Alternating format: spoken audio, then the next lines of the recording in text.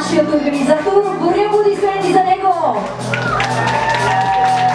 Добър вечер на всички присъстващи. От мен лично давам награда платна подсетка за всички модели за победителката участва в календар и в последния конкурс Miss Fashion Revolution Supermodel. Значи, аз давам наградата на Ани Грудева, която ми става лице на благотворителна кампания. Аз събирам хора тази вечер и започвам кампания, с която ще заведа всички деца сираци на море.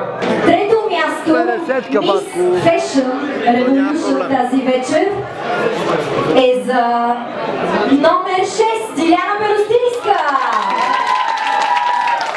Вашите аплодисменти специално Цветя Ненков